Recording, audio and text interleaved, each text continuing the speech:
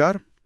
भगवद गीता के ज्ञान योग पर आज थोड़ी गहराई से बात करते हैं। जी नमस्कार। हमारे सामने जो स्रोत हैं वो ये बताते हैं कि भाई आत्मज्ञान ही सबसे ऊंचा ज्ञान है।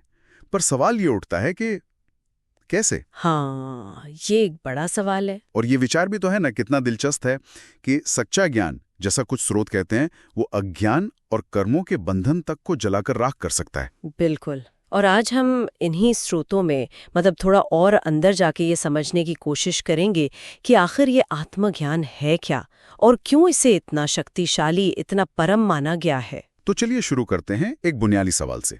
इन स्रोतों के हिसाब से हमारी अपनी आत्मा मतलब जीवात्मा और वो परम तत्व परमात्मा या ब्रह्म, इनमें असल फर्क क्या है? हाँ, ये समझना बहुत ज़रूरी है। देखिए, स्रोत साफ बताते हैं कि जीवात्मा जो है वो जन्म और मृत्यु के चक्र में है। शरीर बदलता रहता है, पर आत्मा वो स्थिर है। और एक अहम बात, ये प्रकृति के 3 गुणों के असर में रहती है। सत्व, रजस और तमस, इनसे बंधी हुई है एक तरह से। अच्छा, गुणों से बंधी हुई है। जी। दूसरी तरफ परमात्मा या ब्रह्म वो अजन्मा है, नित्य, अविनाशी, हमेशा रहने वाले। हाँ, हमेशा। और स्रोत ये भी कहते हैं कि वो सब में होते हुए भी किसी चीज से लिप्त नहीं होते। जैसे जैसे आकाश हर जगह है पर किसी चीज से चिपकता नहीं ना। सही बात है। बस वैसे ही वो आत्मा और प्रकृति दोनों से अलग हैं, श्रेष्ठ हैं। कुछ विचारक इसे पंचभेद के सिद्धांत से भी समझाते हैं। मतलब ईश्वर, जीव, प्रकृति वगैरह में 5 तरह के मौलिक भेद। अच्छा, तो ये फर्क जानना पहला कदम हुआ। लेकिन ये समझ, ये ज्ञान आता कहाँ से? ये जो ज्ञान योग का रास्ता बताया गया है स्रोतों में, वो है क्या असल में? हाँ, तो ज्ञान योग का पूरा जोर, जैसा नाम से ही जाहिर है, सत्य को जानने पर है, ज्ञान हासिल करने पर। ज्ञान। जी। स्रोत बताते हैं कि इसके लिए शास्त्र पढ़ने होंगे और गुरुओं या ज्ञानी जनों से सुनना होगा, मतलब श्रवण करना होगा। सुनना जरूरी है। बहुत जरूरी। और ज्ञान की जो ताकत है उस पर बहुत जोर दिया गया है। इसे दुनिया में सबसे पवित्र चीज कहा गया है। सबसे पवित्र? हाँ। और जैसा आपने शुरू में कहा था, ये कर्मों के असर को ऐसे खत्म कर देता है जैसे आग लकड़ी को जला देती है। वाह। यहाँ ये जानना भी दिलचस्प है कि ज्ञान भी वो 3 तरह का बताया गया है, सात्विक, राजसिक और तामसिक। ज्ञान के भी प्रकार हैं? जी हाँ। सात्विक ज्ञान वो है जिससे सब चीजों में, सारे भेदों में एक ही अविनाशी तत्व दिखाई देता है। सब में एक देखना। बिल्कुल। और इसे राजसिक ज्ञान जो सबको अलग अलग ही देखता रहता है, और तामसिक ज्ञान जो किसी एक छोटी अधूरी बात को ही सब कुछ मान लेता है, उनसे कहीं बेहतर, कहीं ऊंचा माना गया है। ये बात तो समझ आई कि ज्ञान जरूरी है और सात्विक ज्ञान सबसे अच्छा। लेकिन सिर्फ जान लेना ही क्या काफी है? मतलब इसे असल जिंदगी में कैसे उतारें? यहीं पर शायद वो विवेक और वैराग्य की भूमिका आती है ना? हाँ, बिल्कुल सही पकड़ा आपने। ज्ञान सिर्फ दिमाग की कसरत नहीं है।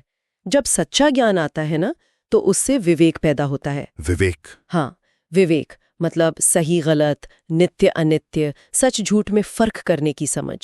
जैसे ये जानना कि आत्मा नित्य है, हमेशा रहने वाली, और ये शरीर अनित्य है, नाशवान। जब ये विवेक पक्का होता है तो फिर आता है वैराग्य। वैराग्य? हाँ, वैराग्य का मतलब दुनिया छोड़कर भागना नहीं है, बिल्कुल नहीं। इसका मतलब है चीजों से और खासकर उनके नतीजों से मोह न रखना, अनासक्त होना। अनासक्ति? जी। इसमें अपनी इंद्रियों को काबू में रखना, कर्म करना लेकिन फल की इच्छा छोड़ देना, बिना फल की चिंता किए। हाँ। और मन में जो इच्छा और क्रोध जैसी भावनाएं उठती हैं, उन पर काबू पाना।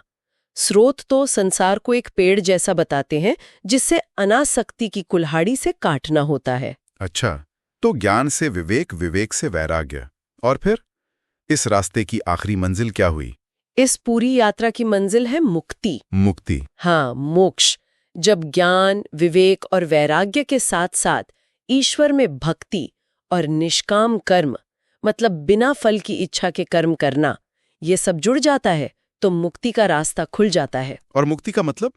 मुक्ति यानी ये जो जन्म मृत्यु का चक्कर है ना, इससे हमेशा के लिए छूट जाना और परमात्मा के परम धाम को पा लेना। ये ज्ञान से शुरू होता है जरूर, लेकिन मिलता अंततः परमात्मा की कृपा से ही है, ऐसा भी स्रोत कहते हैं। तो कुल मिलाकर सार ये निकला कि ज्ञान योग सिर्फ कुछ बातें जान लेना नहीं है, बल्कि ये तो खुद को बदलने की एक पूरी प्रक्रिया है है ना?